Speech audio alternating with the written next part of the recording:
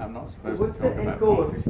You're not supposed to, but the Shakers seem to be all about politics. You know what I think? Is the only way I understand Romney is actually there was some old movie and somebody said people would far sooner cling to the hope that someday things could work out for them than face the fact that they're never going to.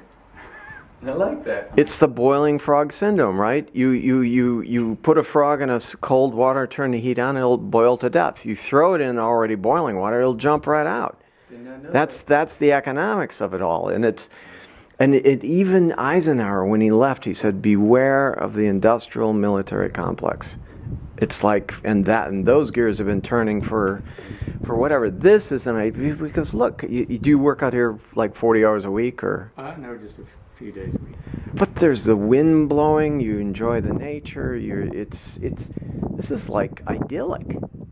I mean, these wild Americans, or they weren't Americans. Where were they from? Like England or Germany? The first few who came across were from England. Then it remained an exclusively American thing, and it was just local people who.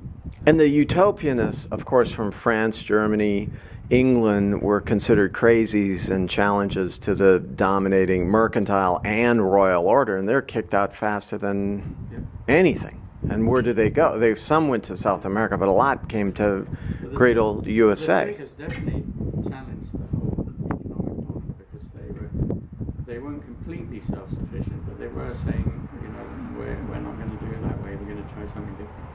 And you said, got a movie on you, Humphrey.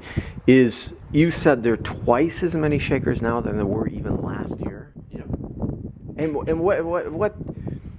what attracts it, like a young, because I'm a college professor, I teach at Stony Brook, and I hear these kids, they get out, they got 100,000, now my kid's got, 40,000 in loans, but an average kid, I used to teach at Smith here, I taught at all these other, $100,000. But I was alarmed to see that loan debt, educational loan debt is greater than credit card debt.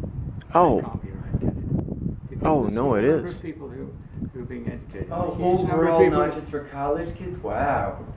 No, it's in the trillions. And someone asked me, as a college professor, I'm supposedly one of the pimps, you said that a little too fast, Humphrey. They said, okay, we saw the predatory crash of the subprime.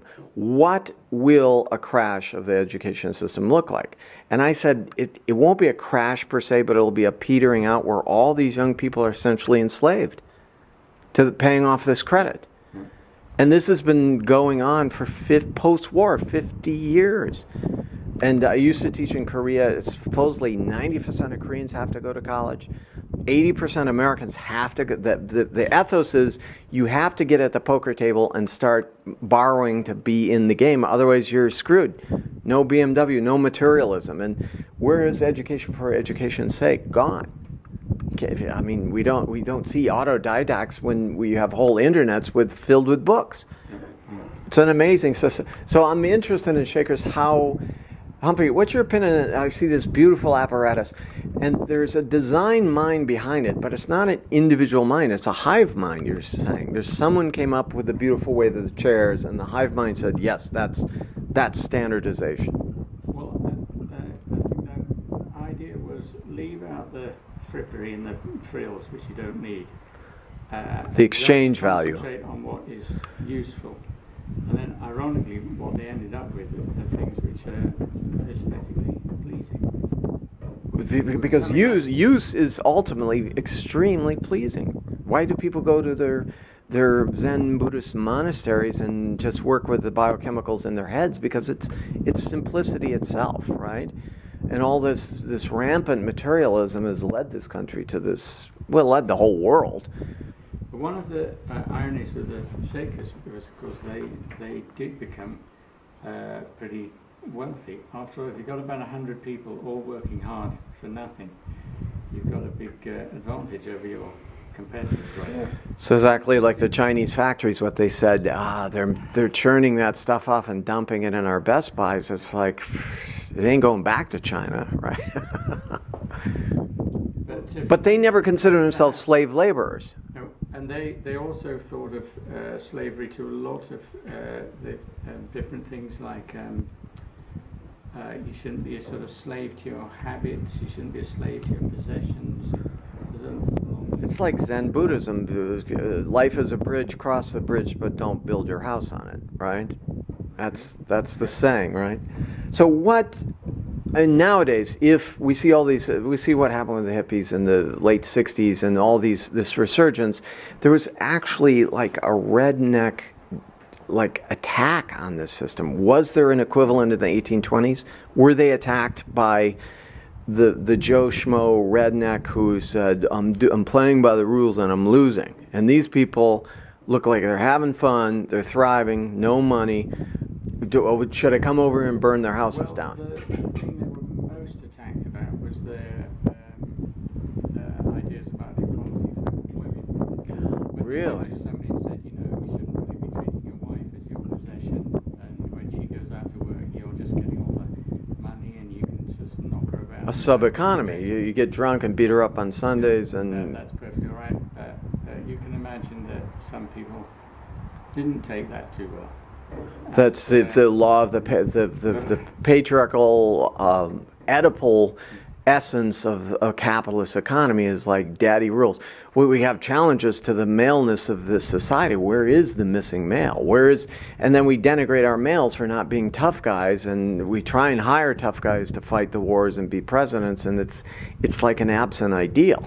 So they believed in the utter equality of women. Yep. And that comes right through from the beginning, right from the fact that Stanley, women started it, and their idea was where they depart from the orthodox teachings is that God isn't a old guy with a beard on a cloud. It's actually the male and female side of it. It's almost Indian. Wow, that's really wild. Do they have like an end product in ideas? We're celibate, so we're not reproducing, and if everyone became a shaker, would you just die out? Well, they were asked that question, and apparently they said, well, maybe that that wouldn't be too bad a thing because because the second coming was here already. If everyone was shakers and that was the end of it, they'd all go to heaven, and that would be better than what we're on now. But I don't think they really ever thought that it would be completely widespread. But of course, their ideas have remained fairly influential for a pretty small number of people. If they influence Marx, it's for a huge populace. It's all of China. It's all the decolonization process. And here's the last thing. Could one, Humphrey, I'm interested in secular, like utopias. And I read recently that utopia is a process. It's not a product. If you want to have fun with utopia, you turn it into a process. Could we, or after working and doing things here, Humphrey, could there ever be a secular utopian process? Does it always have to be religious and deist and otherworldly? I don't think it necessarily has to be, but I think it has to be something which involves a lot of commitment. Why not commit yourself to that other realm beyond? I think the religious aspect helps to provide the framework. In your moments of doubt, it's... I don't see why you couldn't have an atheist come. That's what we're trying to see if we can make here. I mean, the main problem with something like this is it's like moving into an apartment with a bunch of people you've never met, but you're going to share it forever. Like Sartre said, hell is the other person, right?